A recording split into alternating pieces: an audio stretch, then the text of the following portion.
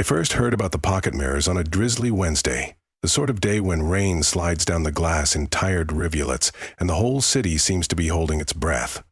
The police scanner on my desk crackled with chatter about a hit and run on Filbert Street, and the newsroom smelled of stale coffee and damp wool.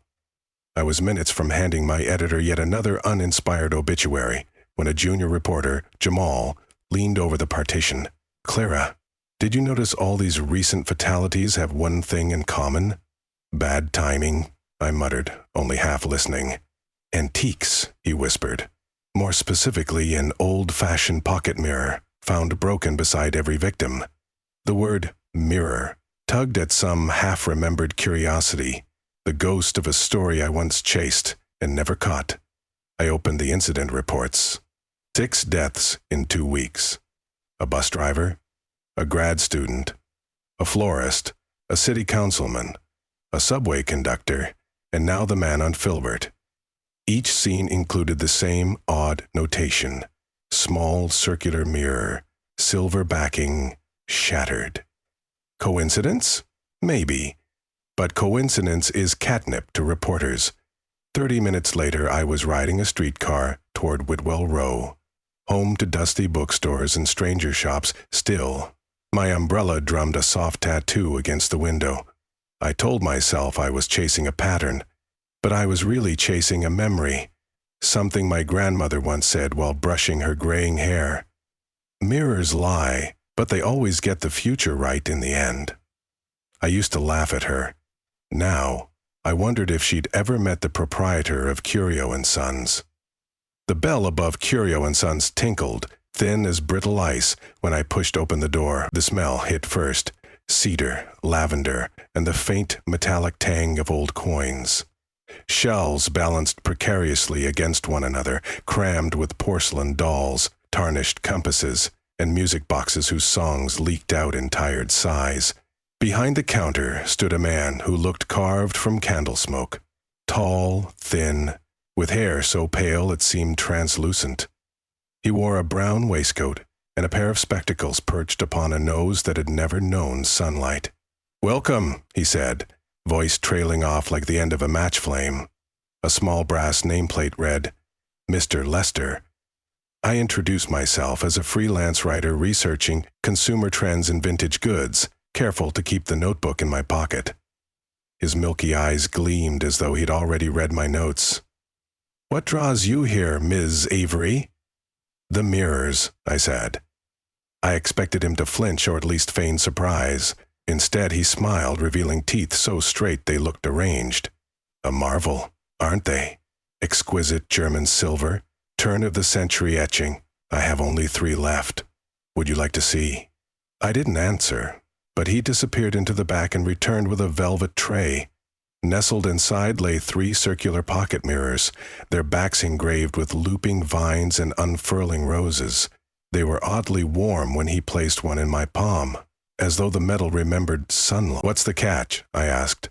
"No catch," he said, smoothing the velvet. "Only a peculiarity. They show a reflection 5 minutes ahead of real time." I stared at him, waiting for the wink, the sales pitch flourish, the unmasking of the trick. None came.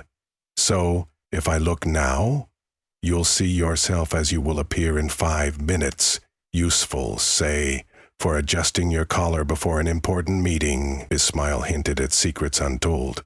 "Or seeing your own death," I blurted, surprised by my own boldness. Something flickered in his eyes. Sorrow? Amusement? And was gone. "Ah, you've heard the rumors. Typically, I advise customers to keep the first glimpse brief. Too much knowledge curdles the heart." "How much?" $100. He wrapped the mirror in wax paper before I even agreed, as though my choice was pre-written. I paid cash. Outside, the rain had stopped. The sky was a sheet of dull pewter. I ducked under a shop awning, unwrapped the mirror, and lifted it toward my face. My own reflection looked back, ordinary except for a faint tremor in the background light. Behind me, in the glass, 2 pigeons erupted into flight. I spun around. On the wet cobbles, the pigeons still pecked crumbs. 5 minutes early, I thought, heart knocking my ribs. Was it a trick of delayed images, a digital overlay? Yet the glass felt antique, the metal edges cold against my fingers. I told myself I'd file the mirror away and return to the newsroom, but the lure of certainty is stronger than fear. I set a timer on my phone and stared again. Minute 1, nothing. Minute 2, my future self chewing her lower lip. Minute 3, a figure far behind me. A man in a hooded jacket, walking fast. The image wavered, then sharpened. Minute 4, he was closer. I could see the glint of something in his hand. A knife? My future self seemed oblivious. Pulse thundering. I whipped around. The street behind me was empty. Minute 5. In the glass, the man lunged. Cold resolve seized future me. I sidestepped. His knife sliced empty air and slashed the mirror instead, spiderwebbing it with cracks. Future me fell, blood seeping through her coat. Then the glass reflected only gray sky. I dropped the mirror on the pavement, gasping. My timer chimed the 5-minute mark. Footsteps echoed behind me. I pivoted. A hooded man was 8 yards away, head down, hand inside his coat pocket. Adrenaline shrieked. I bolted into oncoming traffic. Cars screeched, horns blared. When I reached the opposite curb, I looked back. The man had crossed at the light, now speaking into a phone. No blade, no chase, no murder. I'd averted it, or so I believed then. That night, my editor nearly fired me for missing deadline. I told him someone tried to mug me. He handed the obituary to someone else and told me to take a day off. Back in my apartment, I kept glancing at the mirror lying on my kitchen table. Cracks radiating like frost. I replayed the reflection over and over in my mind. The lunge, the knife, the blood. But I had lived. Wasn't that proof the mirror lied? Thursday morning headlines erased my optimism. Woman stabbed on Clayton Avenue. The description. Late 20s, brown hair, gray peacoat, my wardrobe exactly. But the victim was not me. It was a local school teacher. Time of death? 5:47 p.m., 5 minutes after I'd seen the vision in the glass. Wrong victim, correct fate. My stomach twisted. I needed answers. Jamal and I cross-checked every fatality in the string. Each victim had bought a mirror from Curio & Sons. Each had predicted their own death, and none had escaped. My near miss with mortality looked less like an escape and more like a deferment. Fate, it seemed, didn't fuss over details. It only demanded the ledger balance. If I cheated, someone else paid. Guilt and dread gnawed at me. On Friday, with dawn still a rumor behind the skyline, I called Mr. Lester. "How do I break the connection?" I demanded. Silence pulsed on the line like heartbeats. Finally, "Come after closing. Bring the mirror." The sun was setting when I returned to Whitwell Row. Inside Curio & Sons, the lamps glowed amber, as though the room were submerged in honey. Mr. Lester waited behind the counter, gloved hands resting atop a ledger, embossed with strange runes. "You sold me a murder weapon," I said. "I sold you a mirror," he replied. "It kills people." He sighed, a paper-thin sound. "The mirror shows 5 minutes forward, nothing more. Fate is the butcher, not the glass." "Then why can't anyone stop what they see?" He removed his spectacles, polishing them with a cloth that looked older than both of us, because what they see is already part of the timeline. The moment you witness the future, you splice yourself into its gears. Struggle, and the gears grind someone else. Accept it, and my mirror stay merciful. I slammed the cracked glass onto the counter. "You're saying my choices don't matter?" He considered. "Your choices matter precisely as much as 5 minutes allow. If you wish to change something, do it before you look." I felt suddenly cold. "Then take it back." "I cannot." "Why?" "Because the mirrors choose their owner the instant eye meets glass. They cling to the soul like barnacles." He hesitated. "But there is one remedy." "Tell me." "Someone else must willingly look into your mirror. The ownership migrates. They inherit what you saw." What may yet come? I thought of Jamal, of my editor, of the school teacher who now lay in the city morgue. That's monstrous. Is it more monstrous than allowing fate to claim you? His tone remained soft, as though instructing a child on arithmetic. Either way, the universe evens the account. The shop felt suffocating. The dolls stared with glassy reproach, the music boxes silent as coffins. I snatched the mirror, wrapping it tight. I'll destroy it. It cannot be destroyed, he said. Only broken, and even then it reflects. Look at the cracks. They show your own fear, fracturing time. I didn't look. I fled into the night, the bell chiming like a skull. For 2 days I kept the mirror sealed in a shoebox, buried at the back of my closet. Each tick of the clock echoed 5 minutes ahead. Sleep dissolved into ragged bursts, dreams ruptured by the vision of the hooded man and the knife. On Sunday morning, my building's fire alarm shrieked. I grabbed jeans, phone, shoes, and instinctively the shoebox, and joined the tenants on the sidewalk. False alarm. Still, my pulse wouldn't slow. I realized the mirror wasn't just predicting death. It was insisting on attention. Ignoring it was like trying not to think of a pink elephant. Inevitably, you do. That evening, I visited the hospital where the schoolteacher's family held vigil. I stood outside intensive care, unable to enter. Machines hummed. A nurse pocketed a compact mirror. I flinched. My guilt grew teeth. I returned to my apartment and laid the cracked mirror on the desk. "All right," I said aloud. 5 minutes. I set my timer and stared into the fissured glass. My face divided into kaleidoscopic shards. At first, nothing. Then the background shifted. My curtains billowed, though my windows were closed. Paper scattered. The lamp flickered. My future reflection glanced upward. Eyes wide, then blinding white filled the mirror. A heartbeat later, darkness. I blinked. My apartment was still. Timer read 2 minutes. Power surge, explosion. I grabbed a flashlight and backpack, stuffed essentials inside. At minute 4, I unplugged every device, opened windows, doused candles. At minute 5, nothing happened. My phone buzzed. Breaking news alert. Gas leak explodes in Midtown apartment. 1 dead. Not my building, but the one across the alley.